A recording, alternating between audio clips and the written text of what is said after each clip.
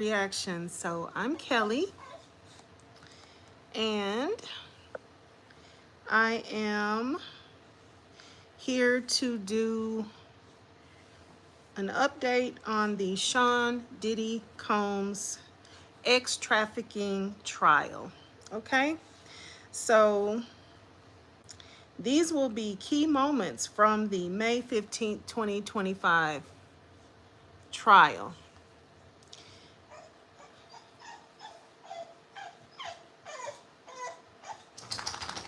Sit, boy, sit. Um, This is not a full transcript. Let me go ahead and let you know that. What I have been doing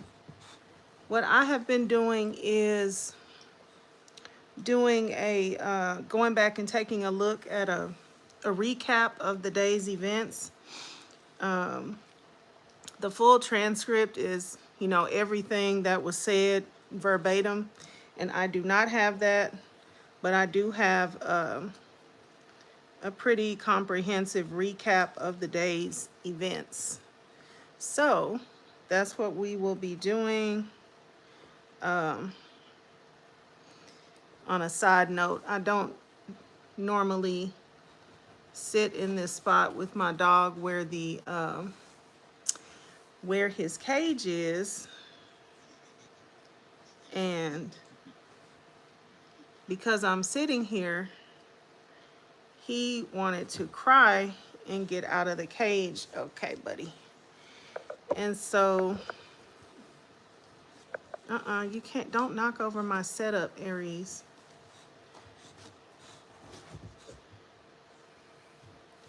So yeah, he wanted to, hello, if you're just now coming in. Yeah, I was just saying I don't normally sit up here when I put the dog in the cage at night. And so he was crying and I had to let him out. So now he's just roaming, which I don't really like because he's a puppy and he still likes to figure out what he can chew on. But anyway, okay, let's go ahead and get to this recap. Also, I was saying a lot of people, or some people, have gotten the full transcript. That is not what this is. I will not be up all night reading the whole day's events from the transcript. This is a pretty decent recap of the day's events, and I have been doing this since the trial started. Okay, let's get on with it. So let's read our little intro. Well, before I read it, let me see if there's anything new. All right, so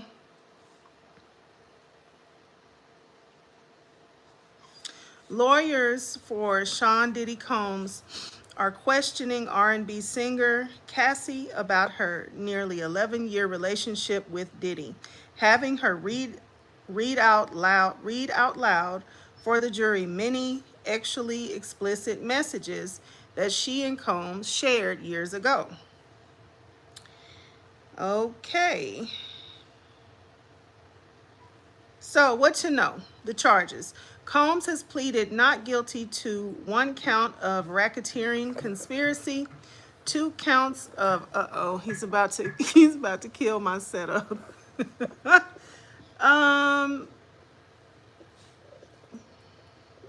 This is not gonna work. Sit down. Just sit down, or I'm gonna put you back in the cage. Sit down. I'm sorry. I usually do this from my bed and he's in his bed. So I'm kind of in his space. I'm at his mercy right now. Okay. Let's see. Okay. So Combs has the 1 count of racketeering conspiracy. He's got 2 count. Aries, stop. No. I might have to change locations. All right. So embarrassing. So sorry. Okay. 2 counts of trafficking by force, fraud, or coercion, and 2 counts of transportation to engage in prostitution, and you know the rest. Okay, Combs' legal team. New York attorney Mark Agnifilo, yeah, leads a 7-lawyer team. Wow, 7 lawyers. Leads a 7-lawyer team that includes Tenny Garagos. It might work. Includes Tenny Garagos, who has expertise in sexual misconduct cases. Brian Steele, who represented rapper Young Thug, and Anna Estevao, who is leading the cross-examination. Okay. The defense's approach. Lawyers for Sean Combs are seeking to portray Cassie as a willing participant in his sexual lifestyle and say that while he could be violin with the T, nothing he did amounted to a criminal enterprise. Combs denies all the allegations and has pleaded not guilty to federal trafficking and racketeering charges. All right. And also no cameras in court under federal court rules. No photos or video of the trial will be allowed. Courtroom sketches are permitted. So that's what we got. Okay, so let's go to the beginning of the day. And that starts at 6:52 a.m. So Cassie testifies that Sean Diddy Combs R-worded her. So some of this is, as I've explained before, some of this is like small, like general write-ups that the Associated Press has put out. So all of this won't be like, this is what happened at this time. A lot of this is what, these are the write-ups and things as they were coming in, and they just pack it all onto this timeline. So at 6:52, they had someone that did a small write-up about Cassie testifying that Sean Diddy Combs R-worded her and threatened to release X videos. And they talked about that on yesterday. So someone did a write-up about it. Okay. At 6:54 a.m., Cassie exposes the dark side of a celebrity relationship. Okay. That's another like small general write-up. 6:55 a.m., Combs accused of a history of violin. I'm going to call it that. So then at 7:04 a.m., Cassie says she had a breakdown in 2023. So we also talked about that on yesterday. That was part of her testimony on yesterday. At 7:25 a.m., a timeline of the rise and fall of Sean Diddy Combs. We will not be doing a Sean Diddy Combs bio right now. Okay, at 7:46 a.m., the cross-examination of Cassie will soon be underway in Manhattan Federal Court. At 7:52 a.m., who is who at the trial? I think we know who is who at this point. We've talked about the lawyers. We've talked about the jurors. So we're 4 days in now. 7:55 a.m. Cassie held up well under direct questioning by prosecutors. Now the defense gets its turn. All right. So all of this is leading up to the trial opening. At 8:14 a.m., will Diddy be in court each day? That's a good something to know. I would imagine you would pretty much have to be in court every day of your own trial. What did I do with my bottle of water? Okay, so yes, Combs 55 has been held at a federal jail in Brooklyn since his September arrest. His formerly jet black hair is now almost completely gray because dye isn't allowed at the detention center. That's kind of funny. I mean, it's like shady, right? Like we didn't know that. Okay, Combs, who had his own fashion line, wore yellow jail uniforms in pretrial hearings. But for the trial, the judge said he can have up to 5 button-down shirts, 5 pairs of pants, 5 sweaters, 5 pairs of socks, and 2 pairs of shoes without laces. He interacted with his lawyers but remained largely stoic, as Cassie testified on Tuesday. During a break, he made a heart shape with his hands and mouthed "thank you" to one of his twin daughters. He also blew a kiss to his mother. Under federal court rules, no photos or video of the trial will be allowed. Courtroom sketches are permitted. Okay, we just talked about that. And just for kicks and giggles, let me look at this. So here is a picture of the sketch that they have of Diddy for today. Okay. I wonder if he has a decent haircut.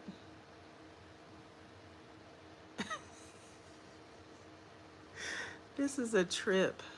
Like,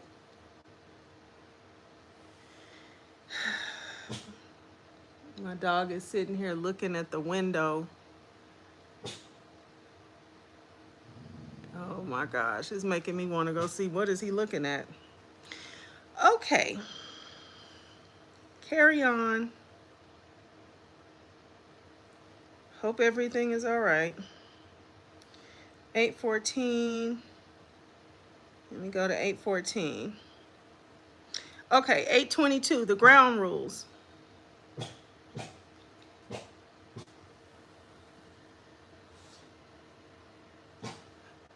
That's odd. Then again, he's always in the cage at this time. So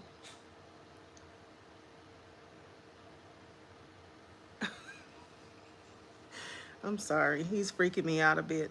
Okay, let's try to carry on. The ground rules. Judge Arun Subramanian began Thursday by talking to lawyers about evidence as final ground rules are set before the cross-examination by defense attorney Anna Estevao.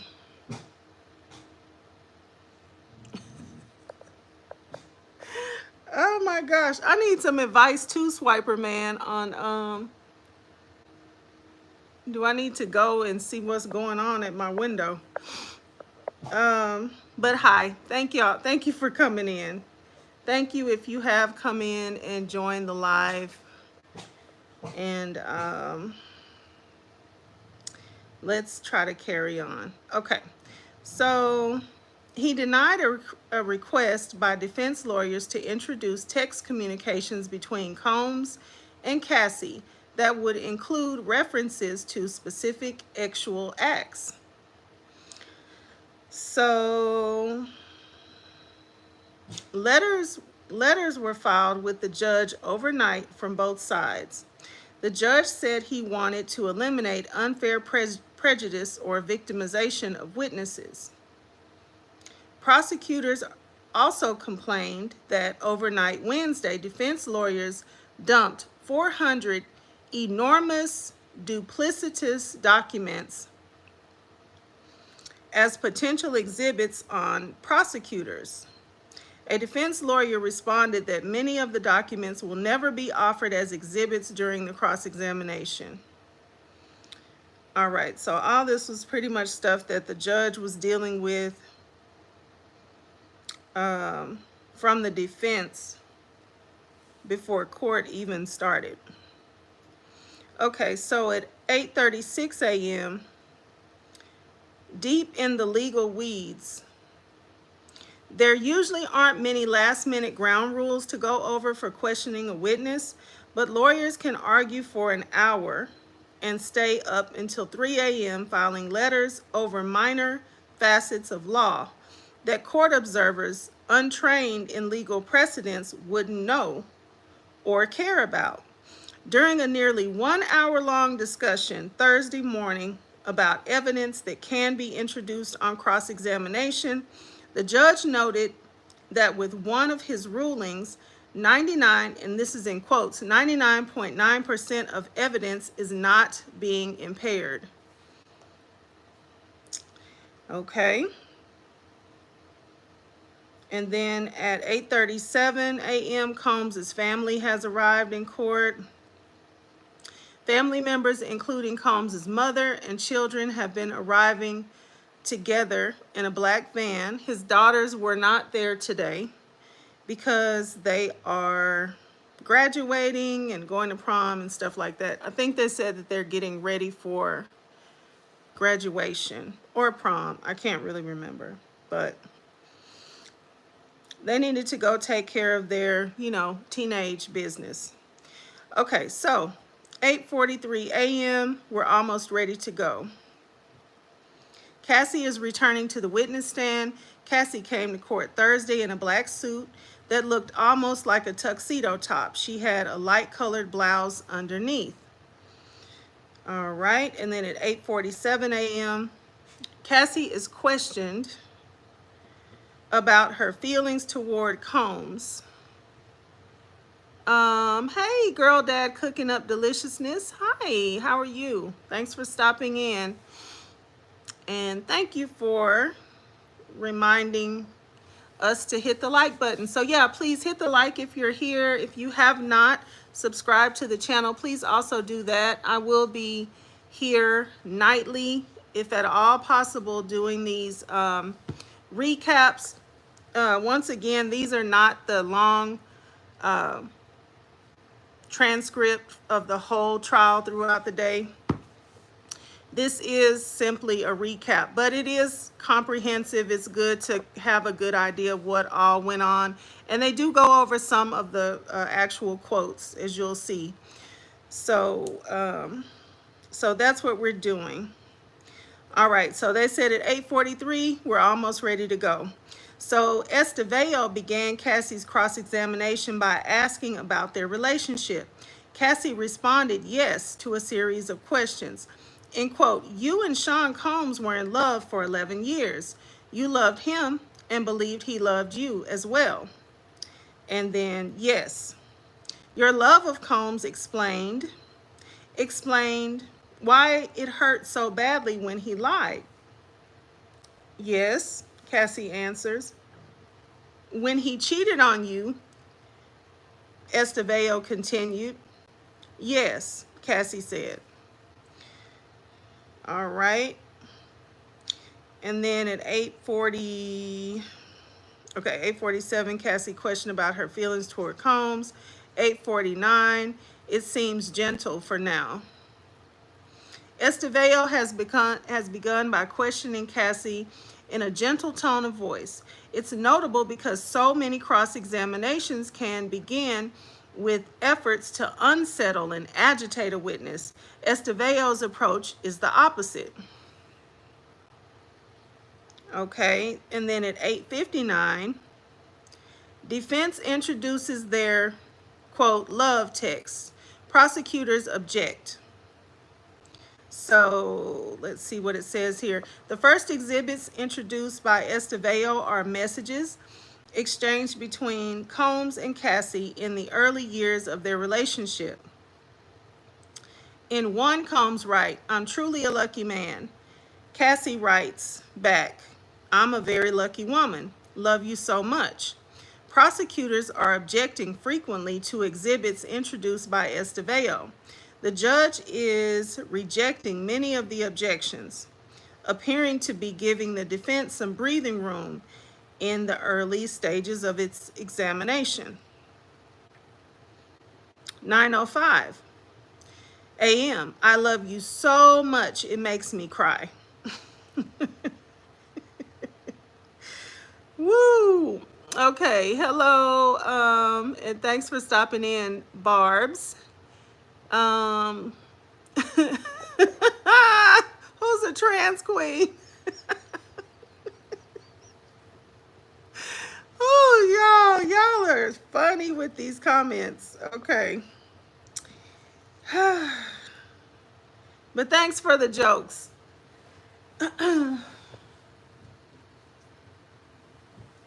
I can appreciate a good joke.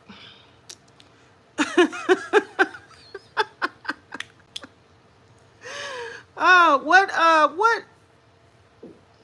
am I trying to say? What advice did you need, Swiper Man?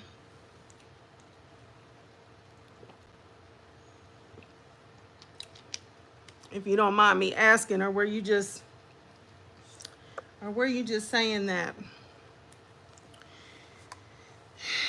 All right. Let's see.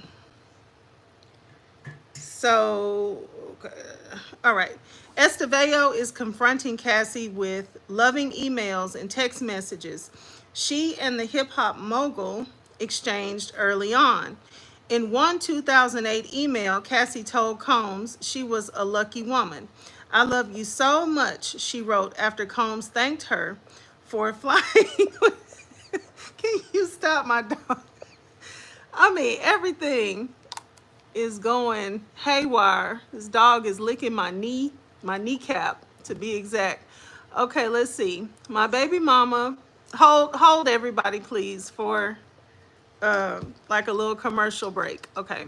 My baby mama mad at me because I gotta feed her kids that aren't mine, but I want to feed the kid because I gotta feed the kids that aren't mine, but I want to feed the kids that are mine. My question to you, Swiper Man, is are y'all together? Because if you're together in a relationship, you gotta feed everybody. I only want to feed the kid that is mine. That's if y'all aren't together, give her money and then she can do whatever she needs to do with the money. But okay, you're not together. Okay. Well, if y'all are not a couple, then you have to give money, correct? Are you doing child support or child support that you guys figured out between each other?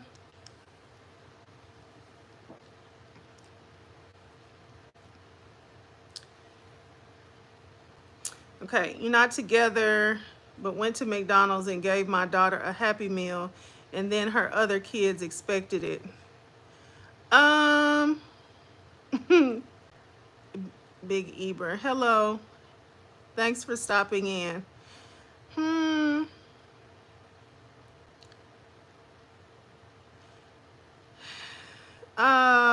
Yeah, I think I need more information. I need more time. I would need more time to sort this out. And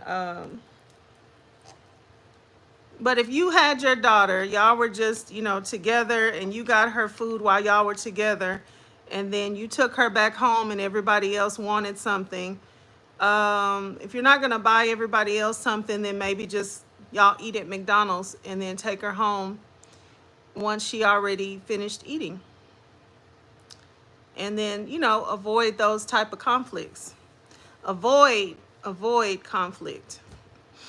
Okay, so yeah, everybody that's stopping in, thanks for stopping by. I'm going through the recap of the Diddy trial right now.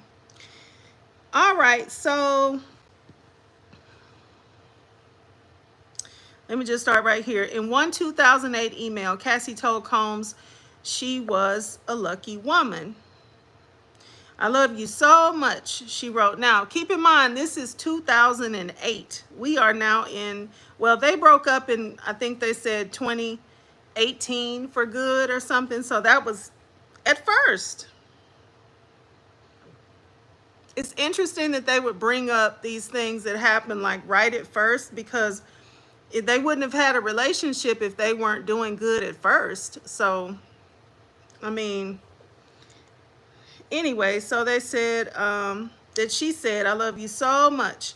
She wrote after Combs thanked her for flying to Atlanta to be with him. In August 2009, in a message sent when Combs went by the moniker Puffy, the rap star told her, "I love you so much it makes me cry." Okay, so then Cassie replied, "You hungry, Pop Pop?" She testified that Pop Pop was a nickname she used for Combs, while he sometimes called her baby girl. And he said no, to which Cassie told him to let her know if he changed his mind.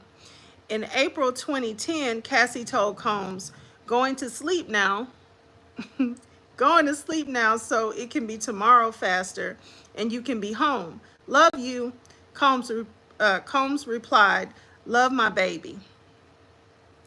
That was at 9:05 a.m. They went through that testimony or those messages. And then at 9:07, Combs appears relaxed as cross-examination gets underway. He's sitting back in his chair with his legs crossed, conferring with Agnifilo, who's seated next to him. So then at 9:12 a.m., a correspondence on Blackberries. In a flashback to another era, testimony about the early relationship between Combs and Cassie has contained frequent references to the BlackBerry devices that they used to communicate with one another. Before Apple founder Steve Jobs introduced the iPhone in 2007, the BlackBerry was so popular and addictive that it was nicknamed the Crackberry. The Canadian company that marketed it was valued at $85 billion at around the time Combs and Cassie began dating. And then they corrected the market value or something. Okay, so that was 9:12. At 9:28, a loving, caring counterpart. The defense has Cassie reading out loud from the warm emails and messages she exchanged with the hip-hop star early on, portraying them to jurors as a loving, caring couple is a counterpoint to 2 days of testimony about forced X and violin, or SEX and VIOLENCE. Combs was charismatic with a larger-than-life personality, she testified. "I had fallen in love with him and cared about him very much," she acknowledged. All right, that was at 9:28 a.m. Cassie reads 2010 email, "I don't need your money." Let's see what that was dealing with. But another message Cassie reads points to fractures in their relationship. So this is 2010. So we've gotten past the honeymoon stage, right? And so 2010 comes in and, now it's going another way. All right, so, which according to her earlier testimony, devolved into violin and Combs' increasing obsession. Why is he freaking me out this way?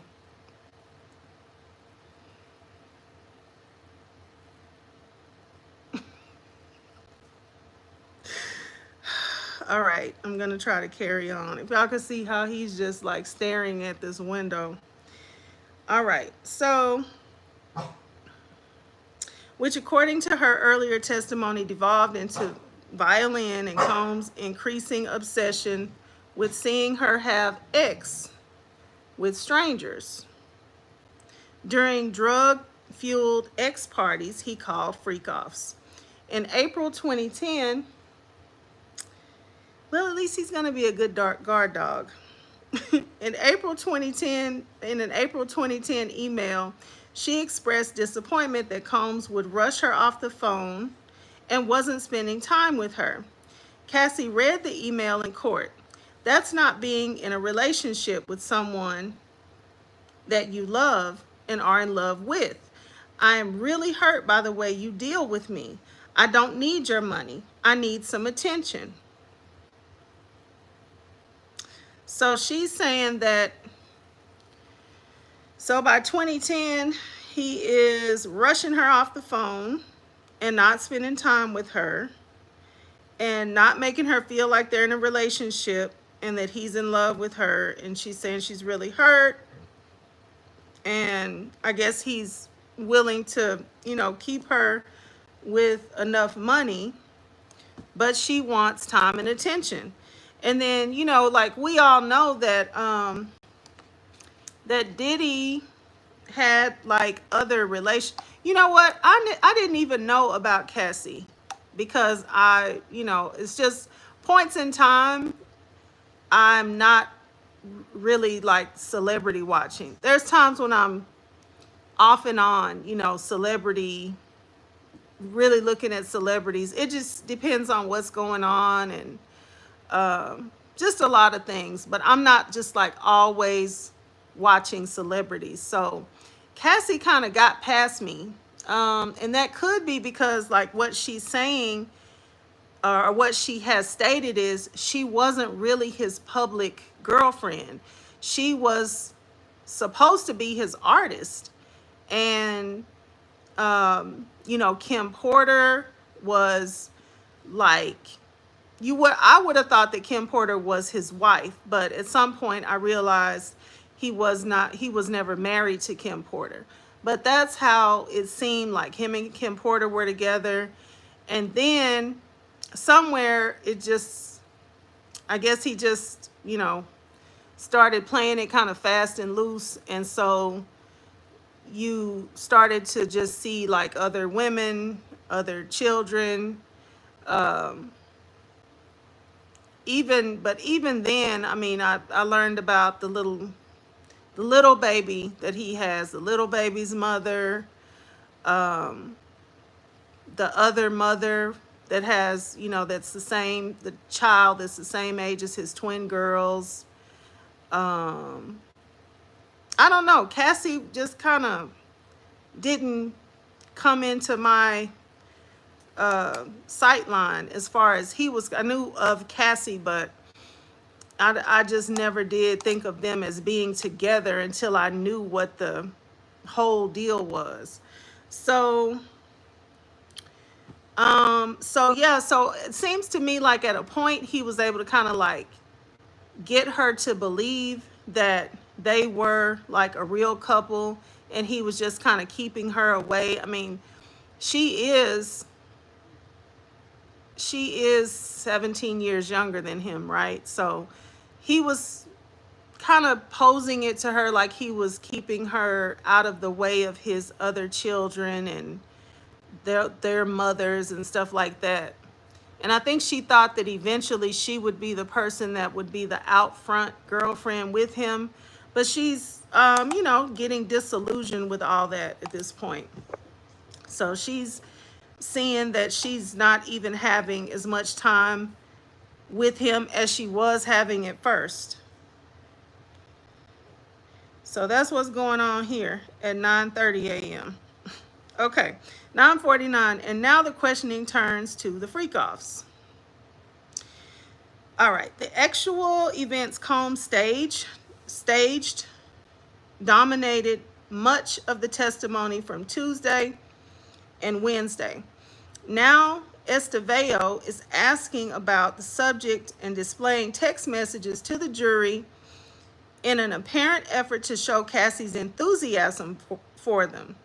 Estevao is reading Combs's part of the email and text exchanges and having Cassie recite what she wrote to him at that time. That's awfully embarrassing.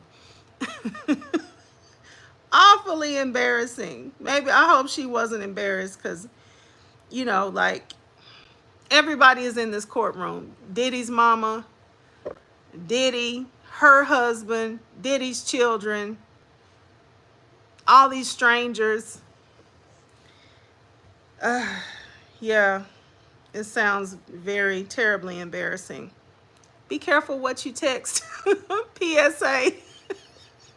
Be careful what you put in text message. All right, so when do you want to freak off? LOL, Combs asked in August 2009.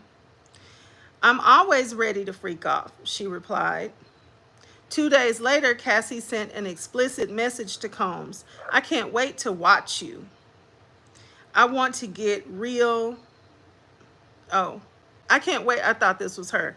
This is him. I can't wait to watch you. I want to get real hot, he replied. And she says, me too. I just want it to be uncontrollable, she said. And also, this particular news source keeps it a little bit clean. So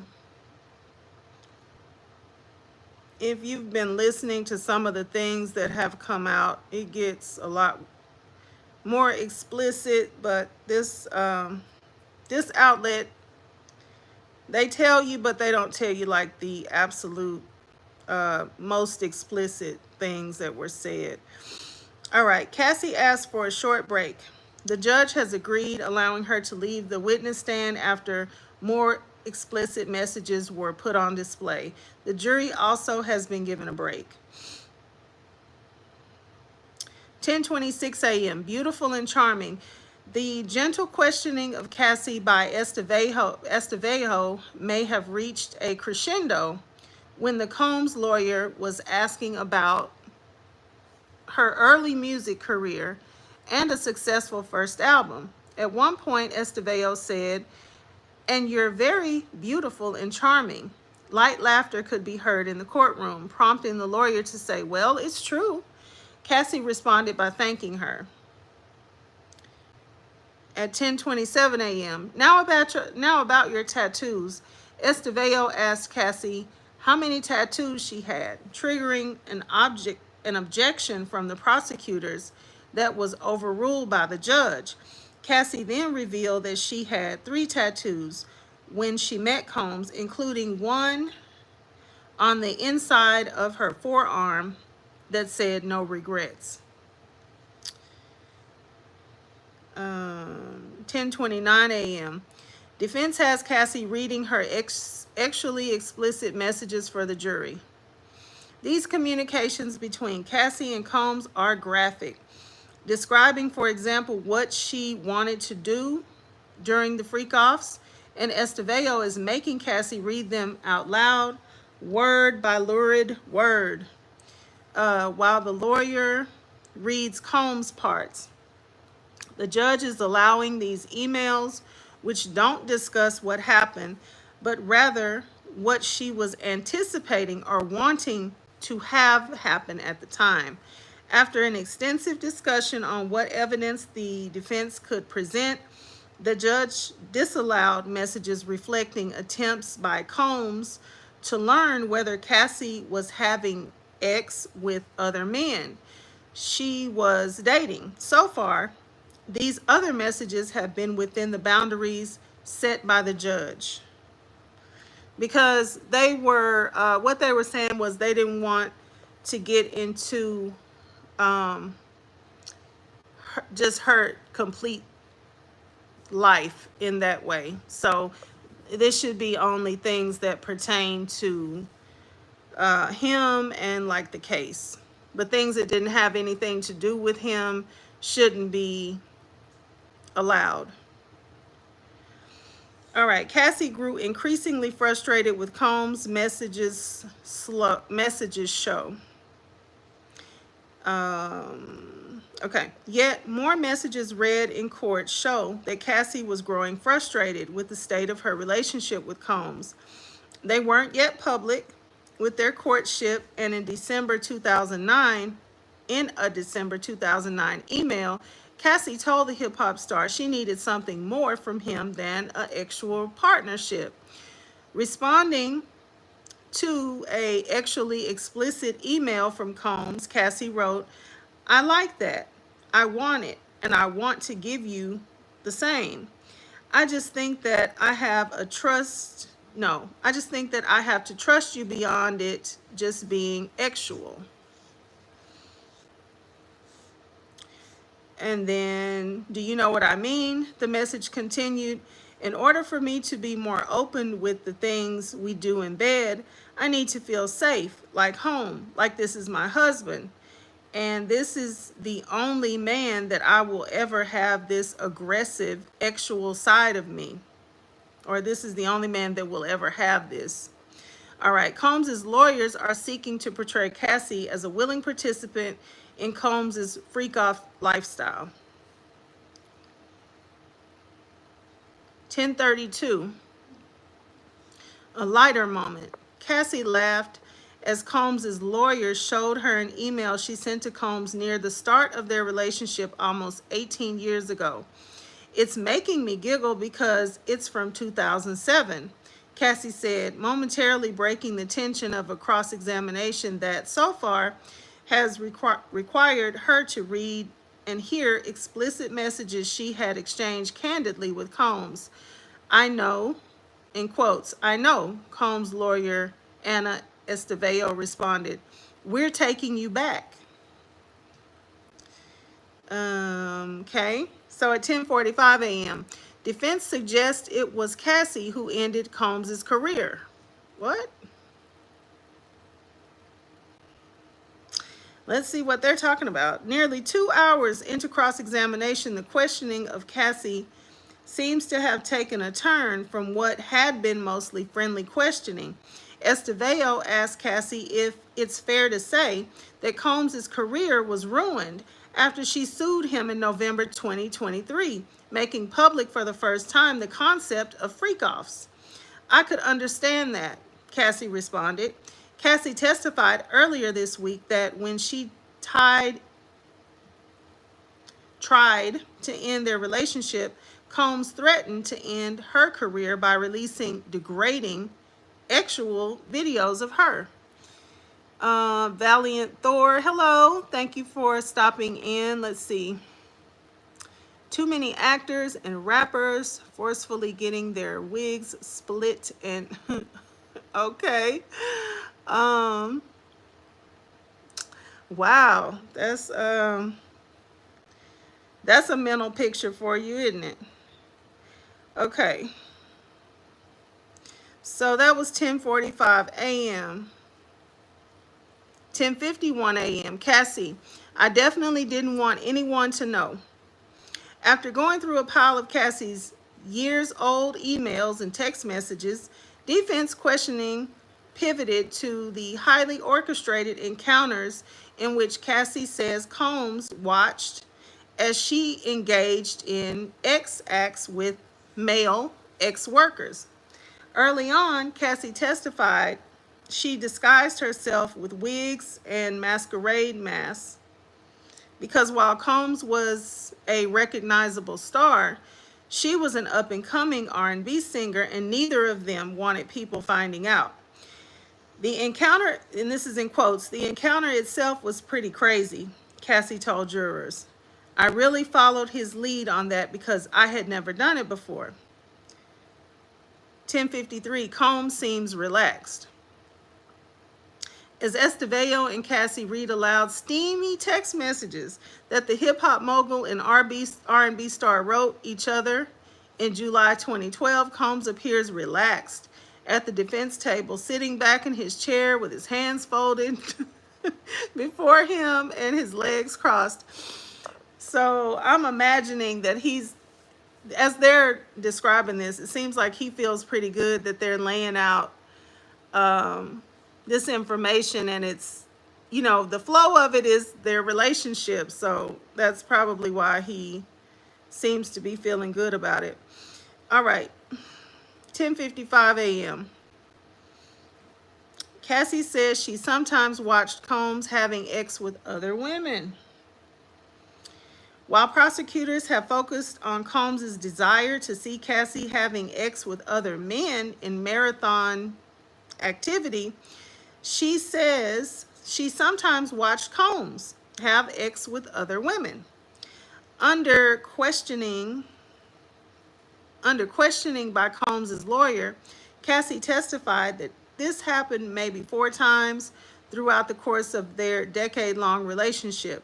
She said Combs explained it as part of a swinger's lifestyle. This is just how it goes, Cass. This is just how it's done.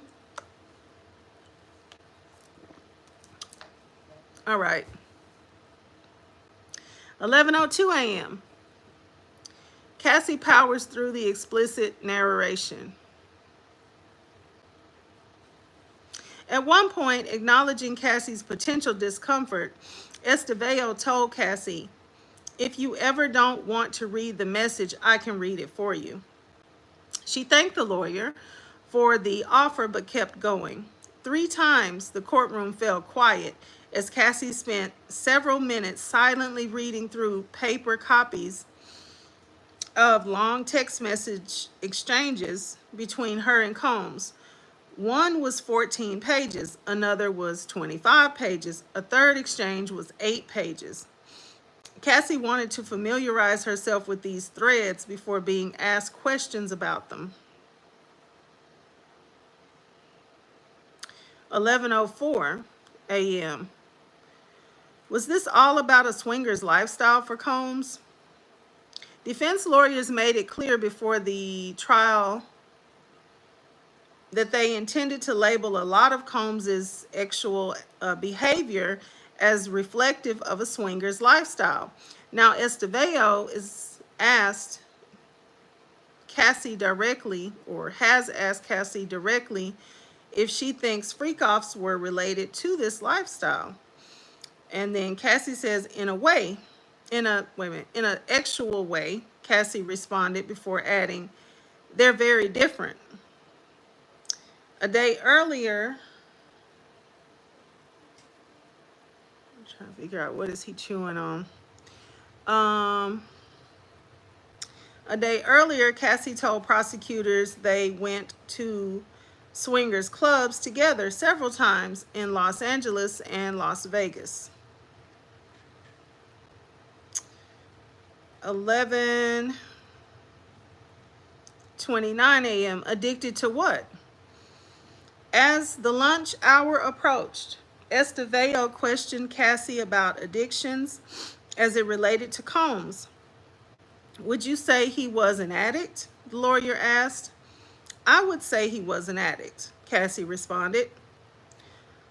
What was he addicted to? Estevao asked. Success, Cassie initially said. When the lawyer asked if Combs was addicted to opiates, Cassie said, at one point, yes. Estevao asked her how she knows. Cassie answered, because he told me. That was 11:29. 11:33, lunch break. And they were told they can resume at 1 p.m. All right. So at 11:47, the defense tells judge that Cassie may have to return next week. All right, Combs' lawyer said they don't expect to be done questioning Cassie until the end of the day on Friday. If that happens, it's possible she'll need to come back to court on Monday, so prosecutors can ask her more questions during a phase of testimony known as redirect. Subramanian noted that the sides had previously agreed that she would be done by week's end. Since she's pregnant and due to give birth soon to her 3rd child. The defense's revised timing is the exact opposite of what I was told, the judge said. That is why there is a sword that I must fall on, Combs' lawyer Mark Agnifilo responded. He suggested that the prosecutors muddled the timing by calling 2 witnesses before bringing Cassie to the stand.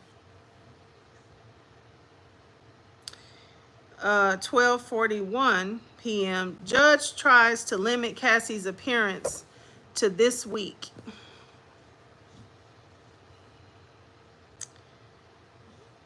Okay, testimony has resumed after a lively discussion between the judge and lawyers out of the jury's presence about the need to get Cassie off the witness stand by the end of Friday.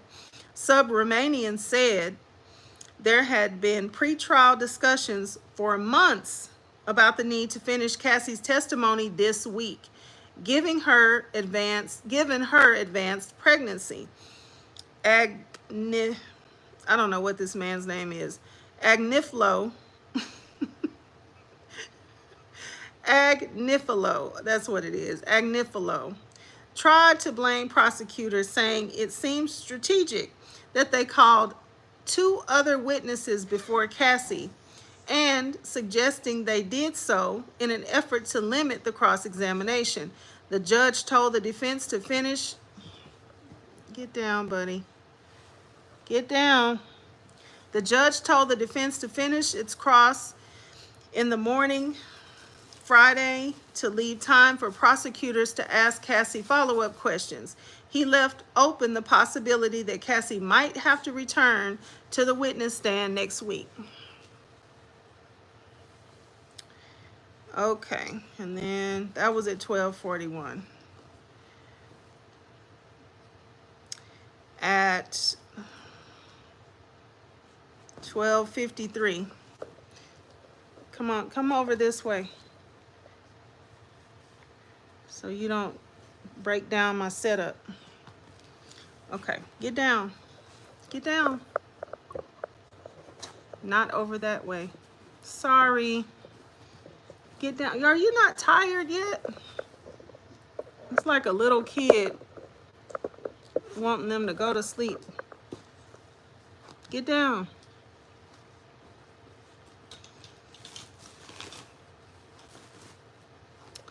Okay.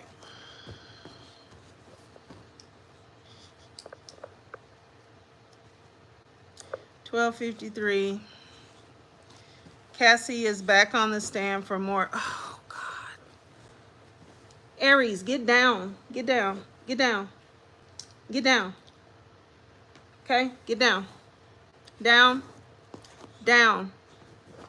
Down.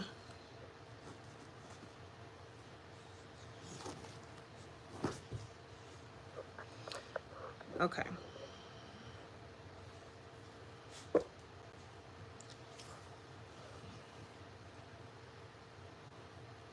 All right, so Cassie is back on the stand for more defense questioning.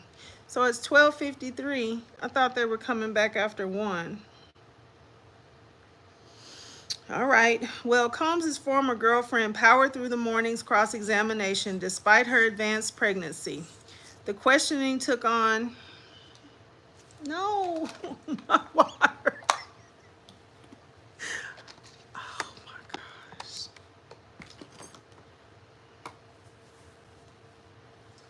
Look.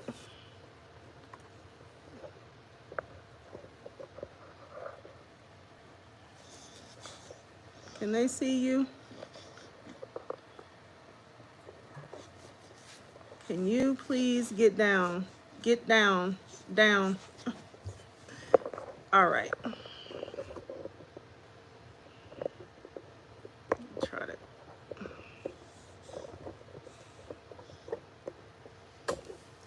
All right, so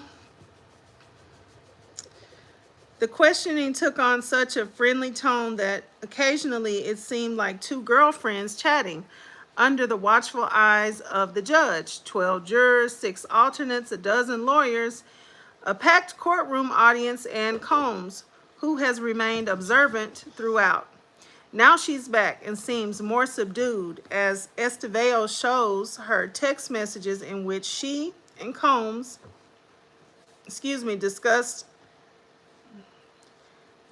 picking up supplies for their actual activities. With her, with her, I will not be reading up here again.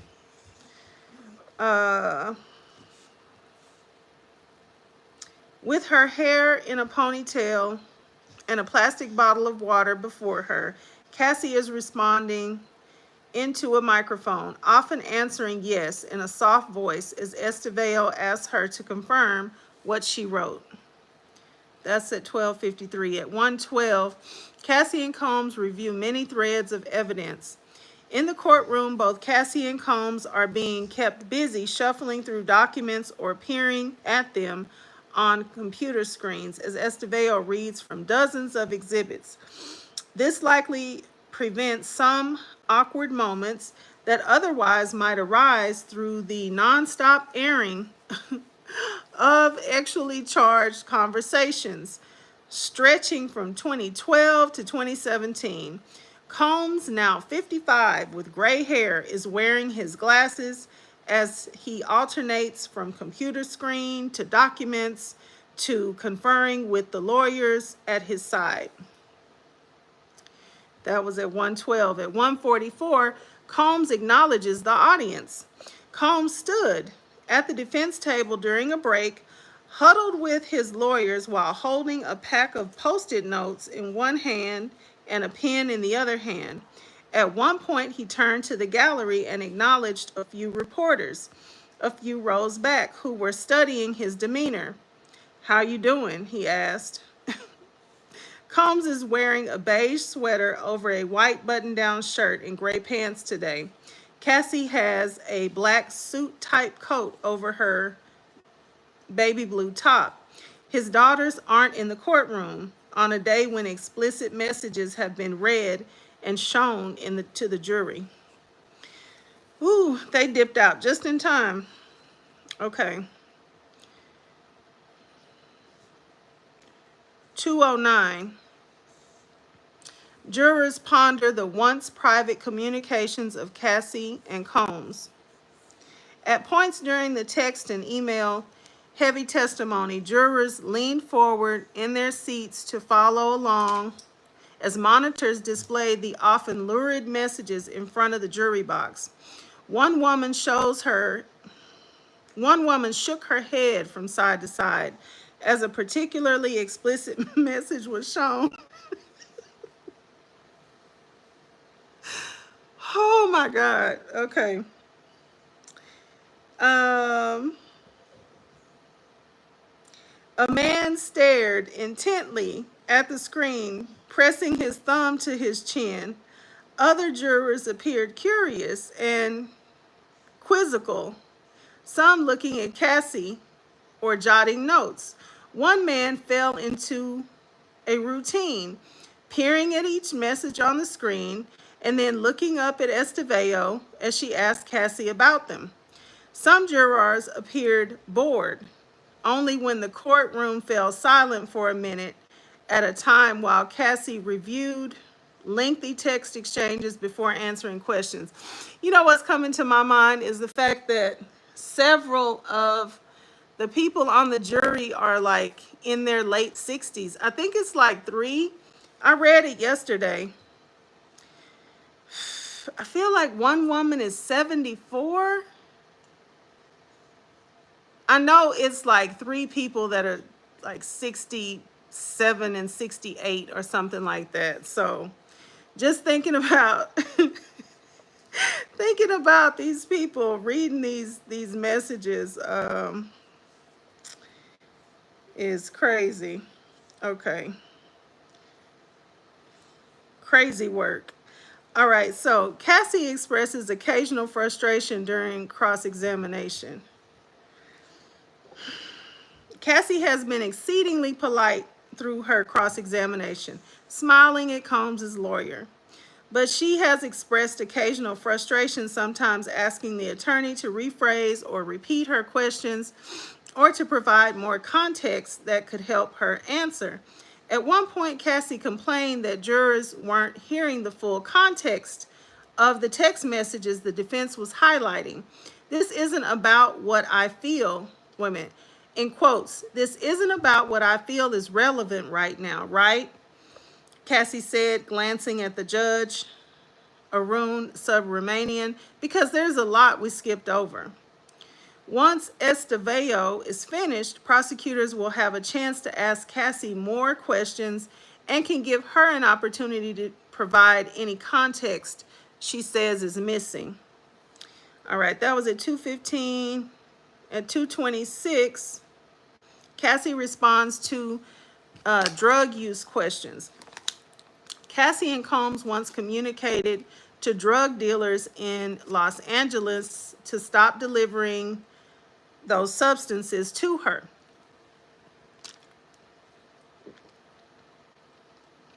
At some point, and this is in quotes, at some point it happened. Cassie said, though she said she didn't know if it was, no, get down, down. Though she said she didn't know if it was 2016 when Combs's attorney suggested it happen. She also acknowledged that Combs had recommended that she get help for her. Wow, that she get help for her issues. That's kind of,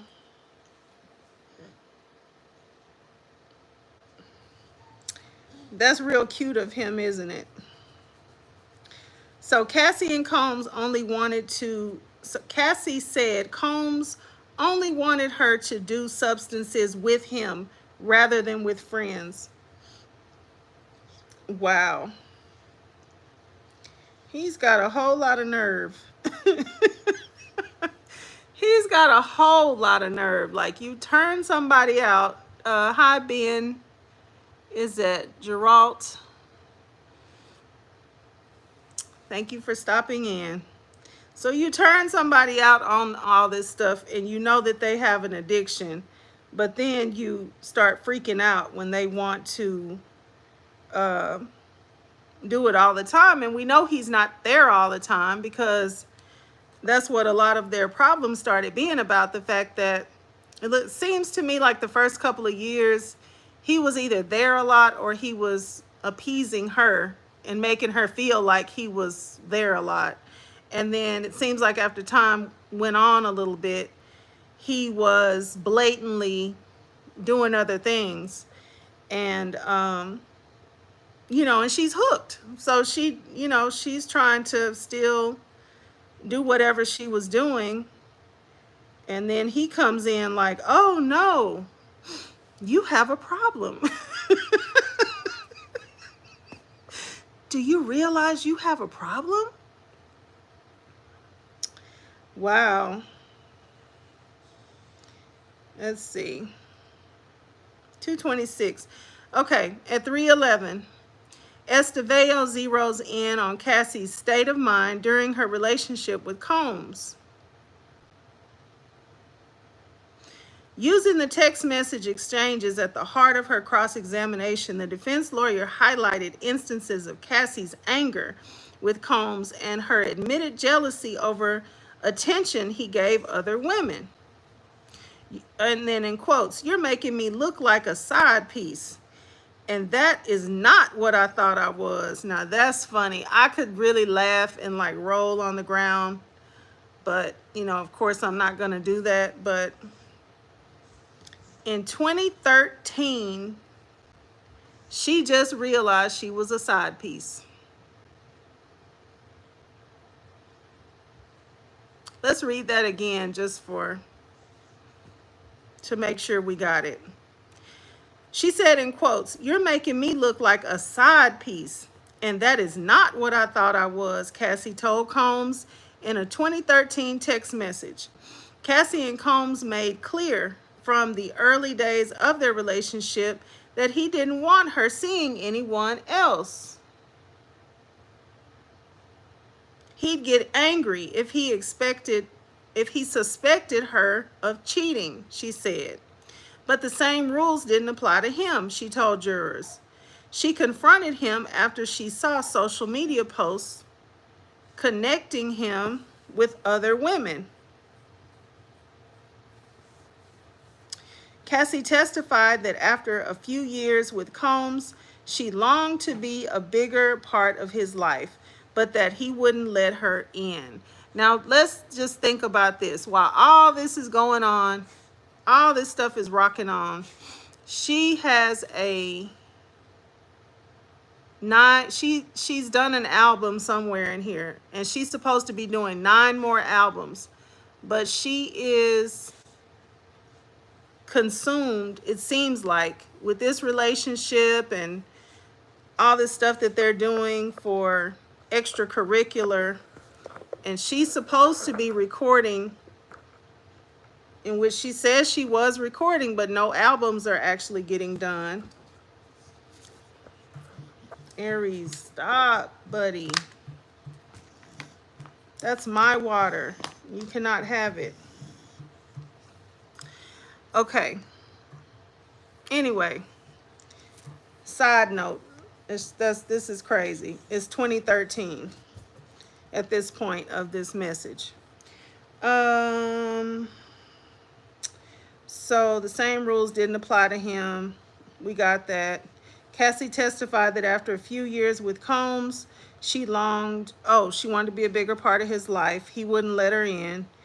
And she said she'd get angry that Combs was going on vacations with his children and his ex-partner, the late Kim Porter, and that he was spending holidays with them instead of her. What does that sound like? That sounds like he was just still over there being a family with Kim and his kids. And she was over there thinking that she was like a real, I don't know. I mean, because Kim wasn't married to him either. But as far as like really spending time with her and, you know, going places and doing things, it just doesn't sound like that was her, you know, the slot he had put her in. It sounds like he really only put her in this slot of this freak off slot. Really, that's what it seems like. And something else, it really seems like to me, and I had said this on another one of these, but it really seems like she was a, you know, ex-worker. Get down, Aries, down, down, down, down. Good boy. Yeah, it really seems like she was an ex-worker that somehow didn't realize she was an ex-worker. And she was compensated in a way. You know, I'm sure she wasn't living in poverty or anything, but definitely like not getting paid. It wasn't transactional. Like she was doing a whole job that she didn't even know she was doing as a job, and she wasn't really getting paid for it. Like those other people were getting, you know, a certain amount of money every time they came. She was like this person that didn't really realize, the assignment that she was on. Okay. So that was 311. Let's go to 319. Defense points to instances when Cassie appeared eager to participate in freak-offs. So in a July 2013 text message exchange, Combs' defense lawyer noted it was Cassie who raised the idea of having a freak-off, writing to Combs, "Wish we could have FO'd before you left." And then Cassie has said she felt compelled to participate in such encounters to keep Combs happy, and because she enjoyed spending one-on-one time with him afterward. Ain't that a B? So that was another part of what has come out, is that it appears that he didn't really want to be with her, or could it be that he figured out that, okay, she wants to be with me so bad, so I'll make her do everything that I want her to do, right? And then as a reward for her doing everything I want her to do, then that's when I'll be with her. But if I'm just with her,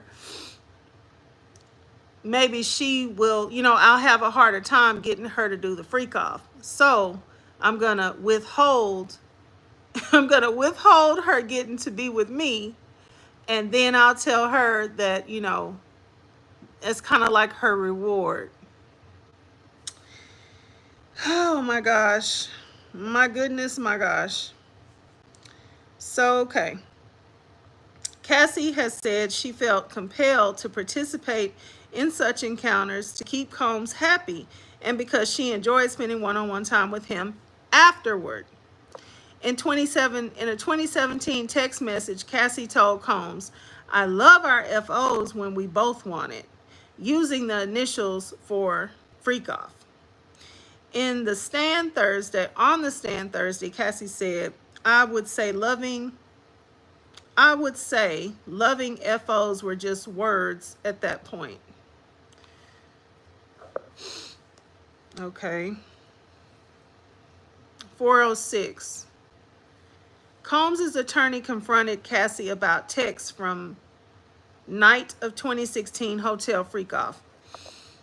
Attorney Anna Estevao confronted Cassie with dozens of text messages that she exchanged with Combs before they agreed to engage in a freak-off at the Los Angeles hotel in March 2016, where Combs was caught on recordings kicking and dragging her by an elevator bank. Okay, so they're about to talk about text messages from this day.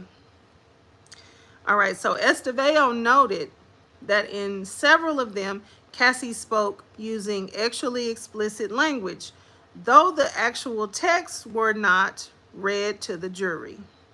The lawyer was suggesting through the text that Cassie encouraged the actual meeting with an escort. Cassie has testified that she could tell by the words Combs used in his text that he wanted a freak-off, such as when he asked her about her plans so he could make his plans that night.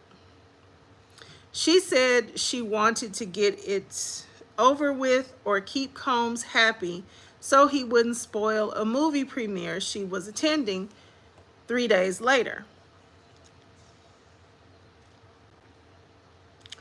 Okay, 411.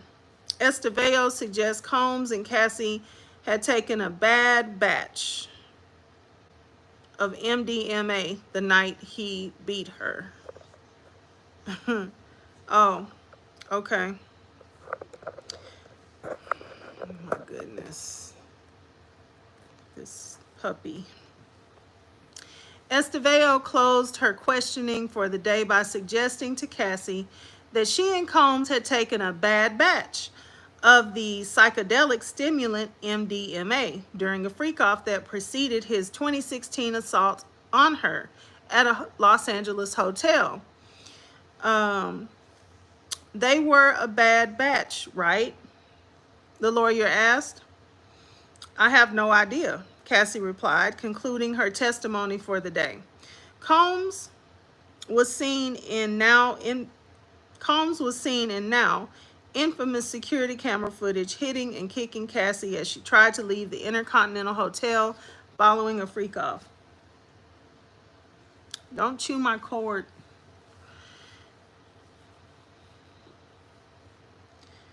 I should have got him some toys.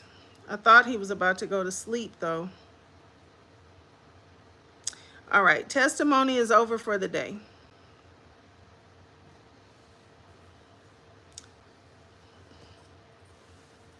Stop, Aries. Please. Please. Please. Which doesn't really work. Okay. Okay, here's a hug. Okay. All right, good boy. You're a good boy. Okay. All right. Yep. Okay. Can you get down now? Get down, down, down, without messing up my camera. Down, down, down.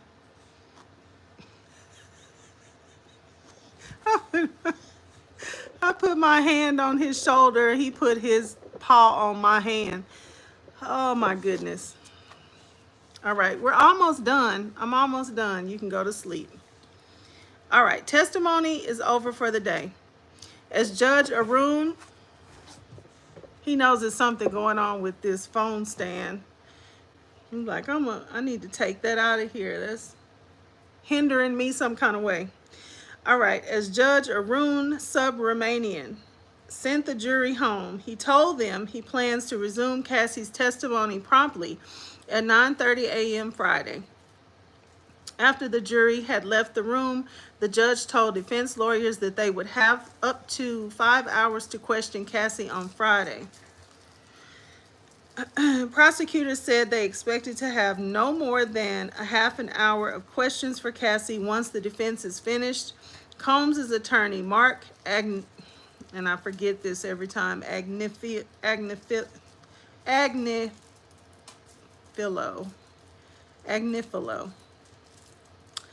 Combs, I don't know why that's such, it's just odd. I don't know why. Okay, Combs' attorney, Mark Agnifilo, said he'll let the court know in the morning whether the defense can finish so that Cassie doesn't have to testify on Monday. Okay, and on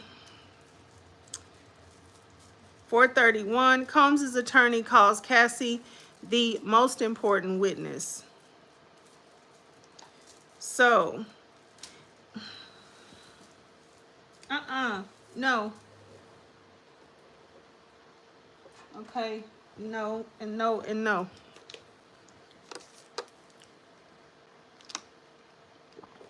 That's electric, it'll shock you. I know you don't know what that is, but trust me.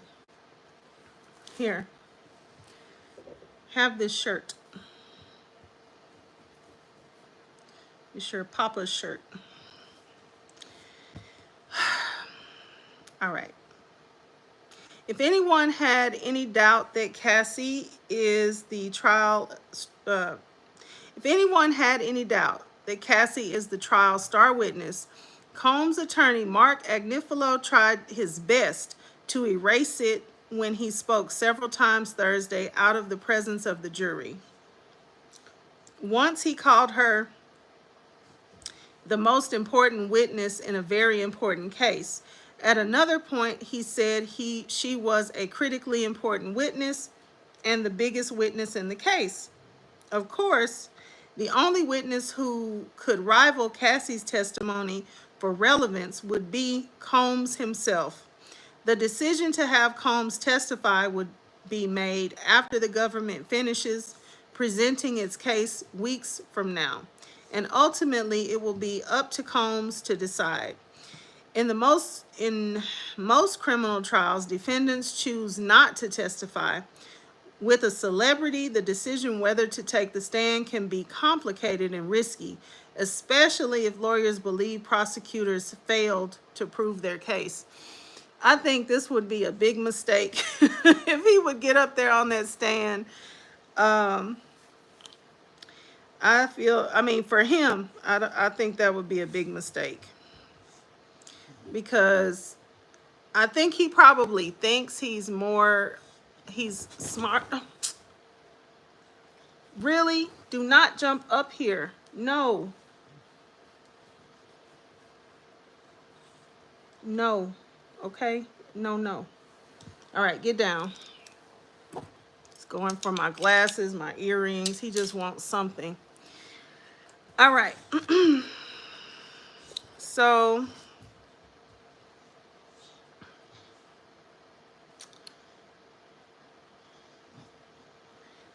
yeah, I don't think that would be a good idea for him at all.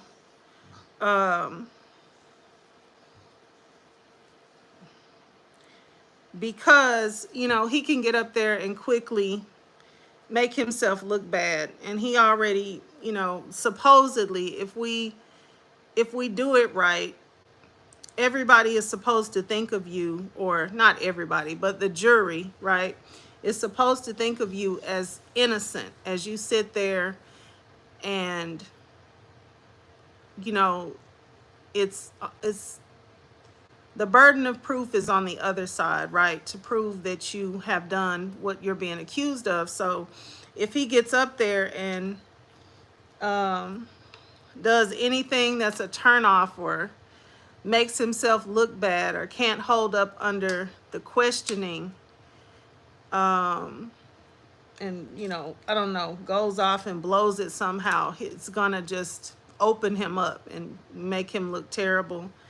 And I don't think that would be a good idea, but that's gonna be up to him and his lawyers and all of that. So we'll have to see what it's gonna be. But anyway, that's the end of the recap. Like I said, there's tons of more detail, all of the every question that was actually asked is in transcripts that I do not have. And it takes a lot of time as well to read through all those transcripts. So I'm not doing that here. I'm just doing this recap so that I can keep people updated on the overview of what has happened for the day. And some details, it's not bad.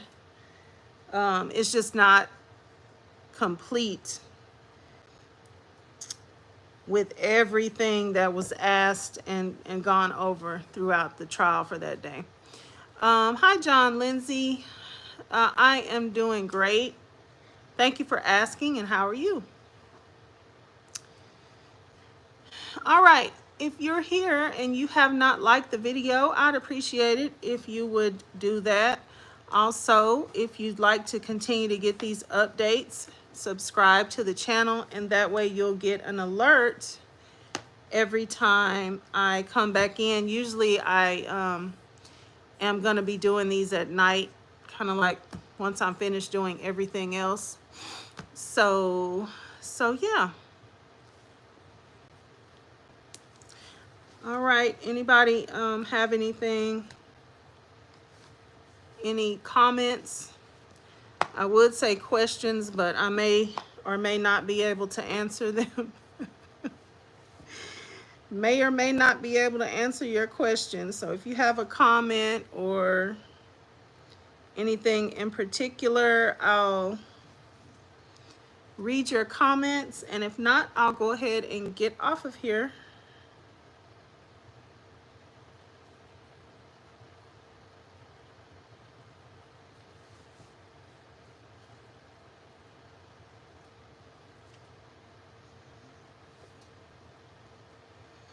Okay. All right. Looks like everybody is good.